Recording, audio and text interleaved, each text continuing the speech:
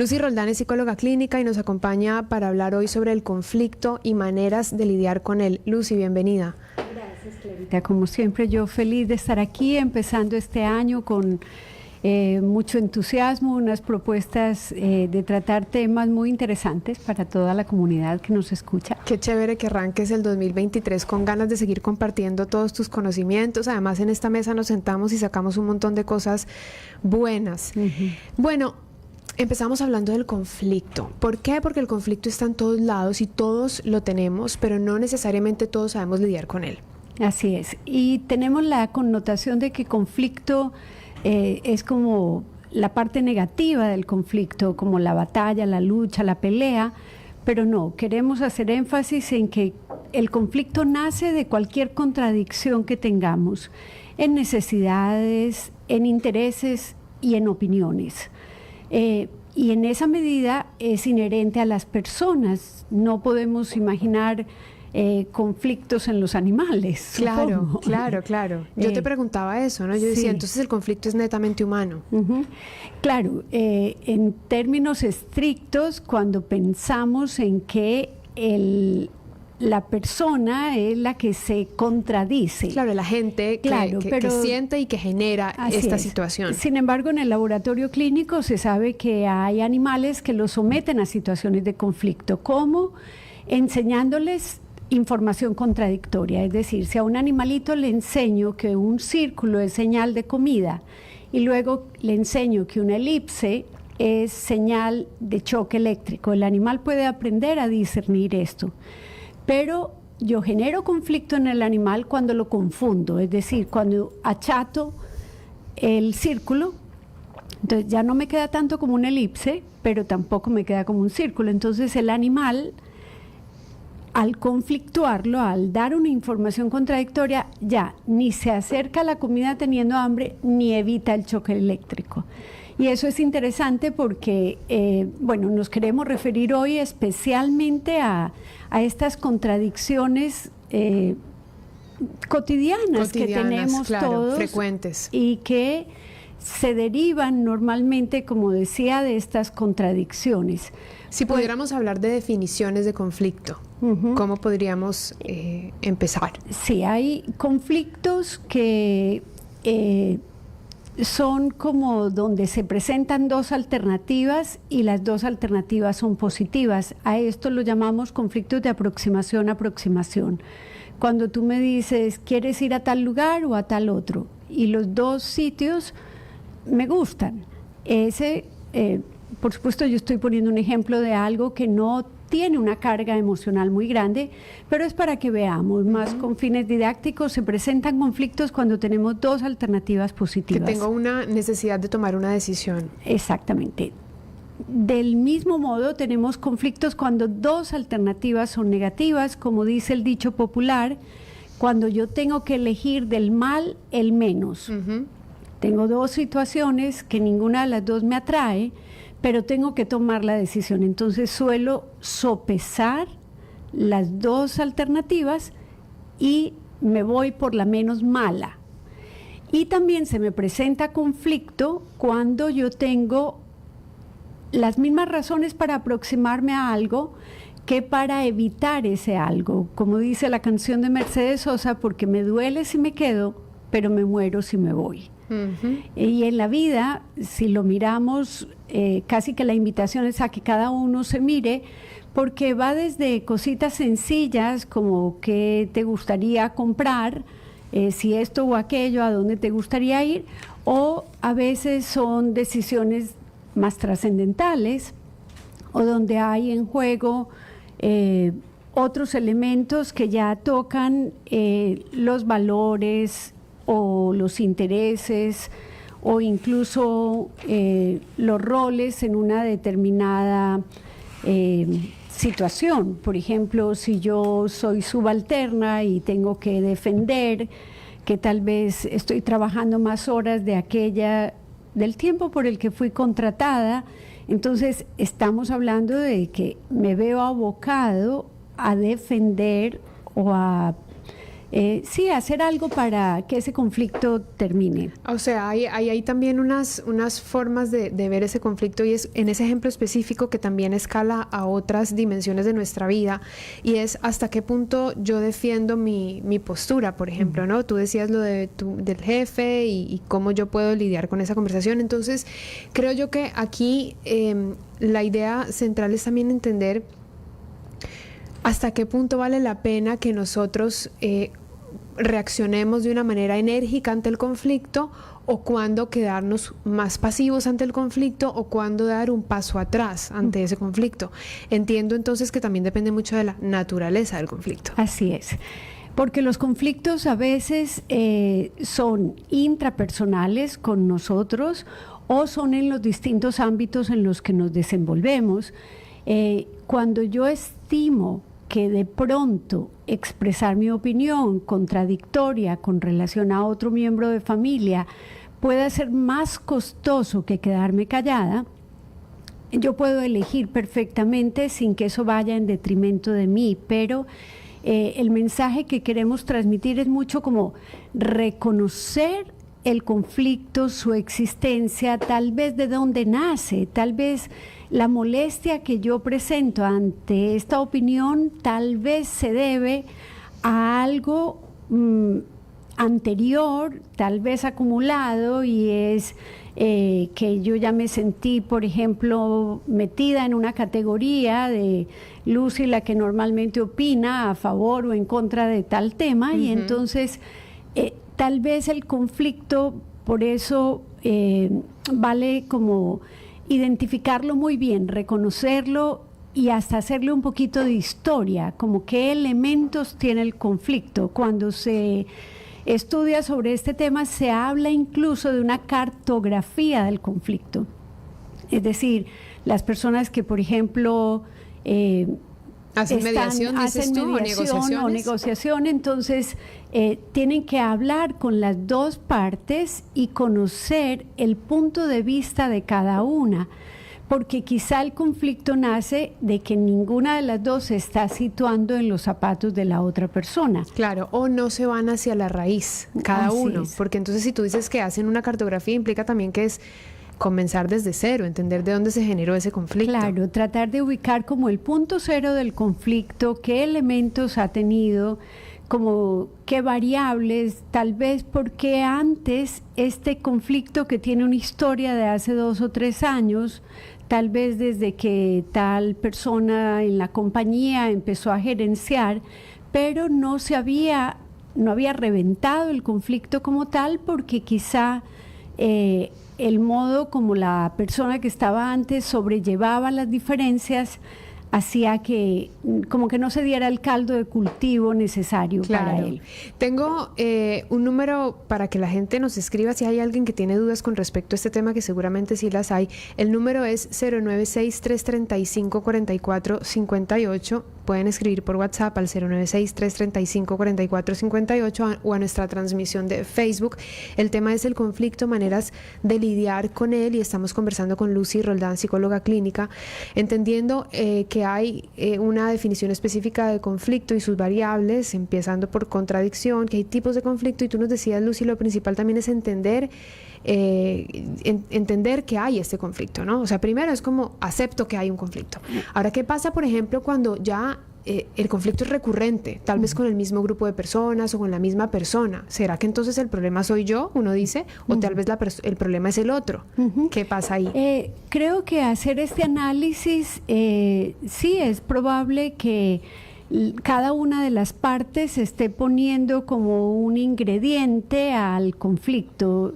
En situaciones interpersonales y en mi consulta clínica aparece mucho al empezar a convivir con otra persona, por ejemplo, los hábitos que tenemos, de pronto cosas sencillas se vuelven contradictorias, o claro. Si yo soy, digamos, una persona extremadamente ordenada, pero empiezo a vivir con alguien que también podría decirse que va en el otro extremo, él se definiría a sí mismo como extremadamente desordenado. Entonces, eso va a generar dos posturas distintas frente a la vida cotidiana. Y allí sí es un problema, porque hay cosas en las que uno no puede ceder. Claro. Es decir, una persona extremadamente ordenada con una persona extremadamente desordenada, lo ideal es llegar al punto medio, pero ¿quién cede ahí? ¿Quién cede? En negociación se dice, se trata de los principios, no de las personas. Ser capaz de identificar el principio para nuestra convivencia. Yo que soy extremadamente ordenada, te presento un estrés porque te pongo unas demandas en tu vida cotidiana que no tenías antes. Pero tú que al tener este hábito pones en mí otro estrés por yo no ver, dijéramos, en orden lo que tengo a mi alrededor y los dos, digamos que se requiere una buena decisión de sentémonos y negociemos. Negociemos es cuál es el mínimo acuerdo posible para que tú estés tranquila con mi desorden y yo esté tranquila con y yo esté tranquilo con tu perfección en el orden. Entonces, ¿cuál es como el punto que nos interesa? El mínimo acuerdo posible. Ese es un punto de partida y decía ahora, siempre mantener el interés, no se trata de atacar a las personas porque los conflictos, al estudiarlos sabemos no solo que los aumenta, como por ejemplo esto de tener contradicciones que vayan en contra de nuestros principios, sino a veces tenemos una manera de lidiar con los conflictos realmente nociva y es como a ver quién gana. O sea, o a ver quién impone o quién sale en los negocios, quién tira más ventaja, quién saca mejor partido de la situación. O algo tan sencillo como quién tiene la razón. Claro, y eso en el corto plazo puede dar una sensación de alivio al que se sintió ganador, pero naturalmente genera malestar. Y entonces esto me lleva a aclarar otro concepto que es muy bonito en la psicología y es el de la disonancia. O sea, nuestra mente prefiere siempre estar como en congruencia consigo misma y en coherencia con lo que piensa.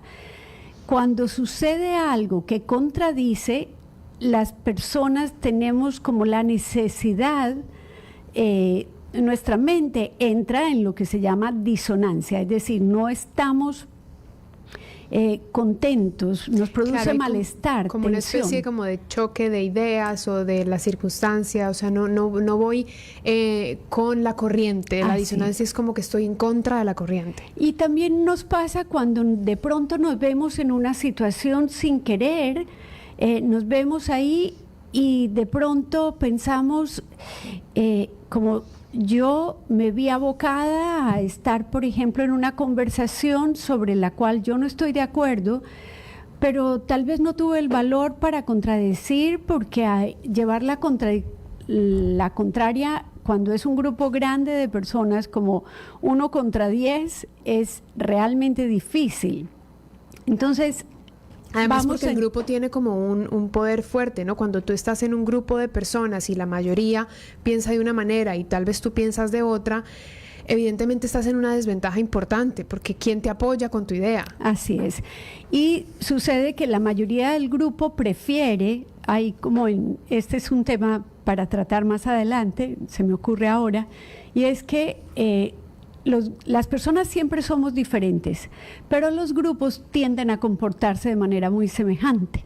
Claro, esa tendencia a ser tribales nos lleva a eso, ¿no? Como claro. a ir manejándonos por nuestras similitudes. Claro, y cuando alguien se sale de la media, lo más probable es que lo querramos, el grupo quiera o excluir a esa persona o señalarle que no pertenece a la mayoría y que tiene que cambiar su punto de vista si es que quiere pertenecer al grupo. Claro. Un poco. Ahí la idea entonces sería saber elegir el momento para poder poner tu idea a pesar de que sea distinta del resto, porque puede generar un conflicto. Y entonces, hablando de los conflictos, es el momento y el conflicto van de la mano. Sí, y decidir el momento oportuno es también una clave muy importante para la resolución adecuada de los conflictos. yo puedo tener toda la razón, estar defendiendo un punto de vista sano y hacerlo con las palabras adecuadas, pero digamos, la otra persona con la que yo quiero hablar está deprisa. O sea, no está totalmente receptiva. A veces en negociaciones internacionales sabemos por la experiencia que se busca lugares neutrales, y a veces en mi consulta yo también lo recomiendo como una forma de aumentar la probabilidad de llegar a acuerdos, y es sentarse en un lugar neutral. Porque si yo estoy, por decir algo, en la habitación, hablando de un conflicto con mi pareja y de pronto él simplemente pone la televisión más alto, claro, o mira el celular, en efecto termino como sintiendo que a la otra persona no le interesa. Pero si nos sentamos los dos, validamos esto de reconocer el conflicto, darle el espacio y decir, tratar de transmitir cuál es mi punto de vista, y yo quiero que por lo menos intentes por un ratito verlo como yo lo veo, que es lo que a mí me conflictúa. Claro. Pero creo que en el desarrollo, o sea, de las cosas bonitas es que la empatía se desarrolla, no es que nací, y si no nací con ella, estoy frito. Y claro. no es un tema acabado, sino que yo puedo crecer en empatía cada vez más, y cuando me sitúo en que tal vez este conflicto que se me genera porque yo quiero salir y mi pareja se quiere quedar el fin de semana en casa, y yo sé que me genera conflicto porque yo me siento incómoda y me siento que estoy cediendo en algo que tal vez no, o sea, yo ya tuve esta disonancia, entonces tengo la necesidad de hablar del tema. Me voy a crear un lugar adecuado, voy a buscar un momento oportuno y me voy a centrar. Lucy, el cómo, yo creo que también es tan importante. El cómo es importantísimo, pero decía mantener una clave, y es que lo que nos interesa en la resolución de conflictos es llegar a negociaciones gana-gana. No nos interesa el poder, porque esa a veces es la limitante para llegar a acuerdos. Totalmente. Y yo te decía que el cómo, porque muchas veces tenemos la intención de resolver el conflicto, entonces decimos, yo le tengo que decir a esta persona A, B, C, pero el A, B, C puede ser muy duro si me lo dices crudo. Claro. Pero si yo entiendo que hay una mejor manera de decir las cosas, a lo mejor ese conflicto incluso se puede resolver diciendo las mismas cosas, pero de otra manera. Totalmente de acuerdo. El modo como decimos las cosas es el 70% o más sí. del resultado final, de que la otra persona se muestre receptiva, y esto de el principio fundamental es que defendemos los principios, no atacamos a las personas. O sea, ¿cuál es el interés? Lo que yo pienso y mi creencia, no es que te ataco a ti. ¿Y qué interés tengo en llegar a un acuerdo contigo porque esto que a mí me conflictúa me está haciendo sentir mal? Y me lleva a esta observación justamente a decir que a veces las personas pasamos por la vida comprando paz. Entonces, no hablo de esto porque es difícil. Esto otro no, porque tal vez se va a enojar. Esto otro no, porque tal vez lo voy a hacer sentir mal, y no, más bien yo prefiero no decirlo. Y entonces voy acumulando, pero los estudiosos del conflicto, una de las lecciones que a mí me han enseñado es que el paso del tiempo per se no resuelve los conflictos, es más, los agrava.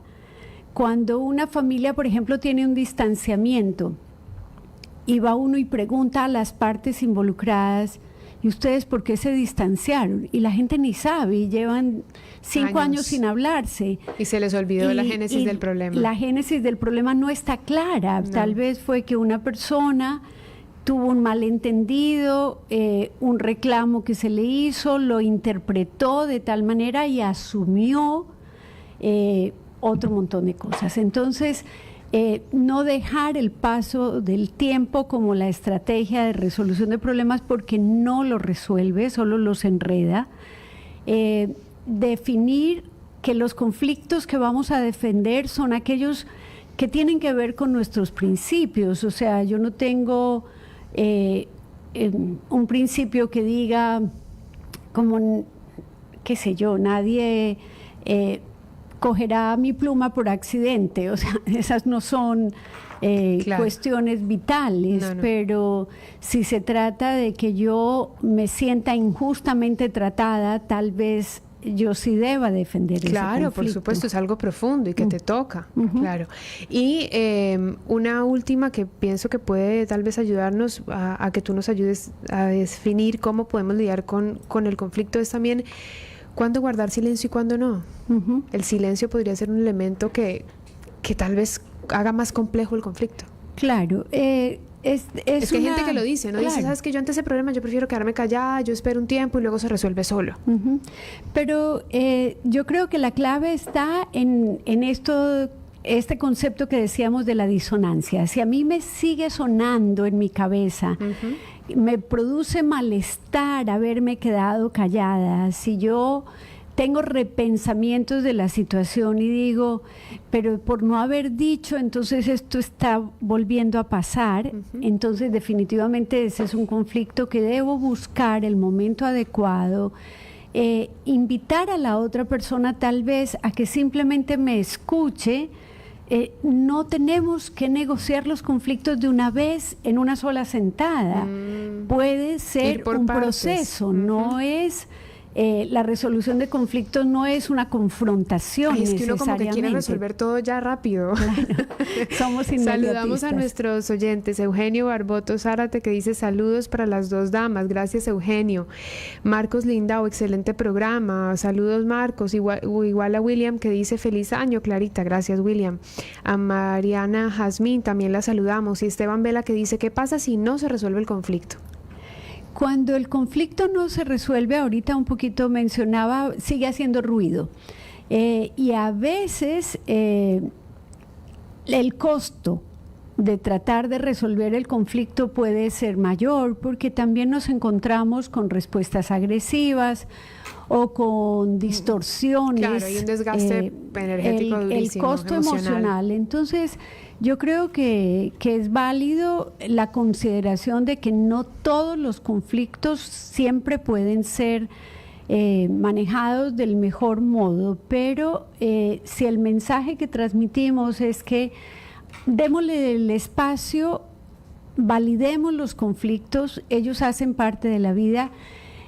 Otra frase que es como lapidaria, pero es así, el problema no es el conflicto, es qué hacemos con él. Totalmente. Y es totalmente. cómo lidiamos tratando de atacar a la persona o de desvirtuar o tratando de llegar a un acuerdo que sea benéfico para las dos partes. Totalmente. Son las 2 de la tarde con 33 minutos y yo quisiera que pudiéramos conversar y yo creo que la gente también, pero nos tenemos que ir a un corte, Lucy. Solo ya para terminar, una última pregunta. Y Mariana dice, pero ¿y si tenemos definidas nuestras acciones y no queremos ceder? Si tenemos definidas nuestras acciones Yo lo y no deduzco. queremos Ajá. ceder, debe ser porque toca algún principio fundamental. Porque las cosas que uno no puede ceder o que no puede negociar son solamente aquellas que tienen que ver con principios. Y los principios en la vida de las personas son muy pocos. O sea, si yo tengo más de 30 principios, algo está equivocado. Claro. Los principios son poquitos. Entonces, realmente en estas situaciones, y a Mariana que nos hace la pregunta, depende pues por supuesto del tipo de conflicto. Si esa resolución de no ceder, porque de pronto toca un principio, la deja en paz, perfecto. O sea, a veces hay cosas que también se exponen o conflictos que se tratan porque uno sabe que no se va a resolver, pero quiere sentar el precedente. Y eso también es válido. Hoy hemos hablado del conflicto, maneras de lidiar con él. Lucy, gracias por esta conversación. Seguramente varias personas se quedan ahí con este tema en la cabeza. Cada uno de nosotros siempre se lleva algo de aprendizaje y de reflexión. En este caso es cómo yo hoy estoy resolviendo mis conflictos y cómo puedo mejorar mi resolución de conflictos el día de mañana. El día de mañana. Te agradezco mucho. No, a ti, muchísimas gracias. Recordémosles a nuestros oyentes tus redes sociales. Es básicamente en Instagram, estoy como @sic Lucy Roldán. SIC con P al inicio porque es la abreviatura de psicóloga. ¿Y el blog? El blog, estamos en Mundo Interior, compartiendo este espacio maravilloso. Es un podcast que ya lleva 4 emisiones y vamos a seguir una vez al mes produciendo esto.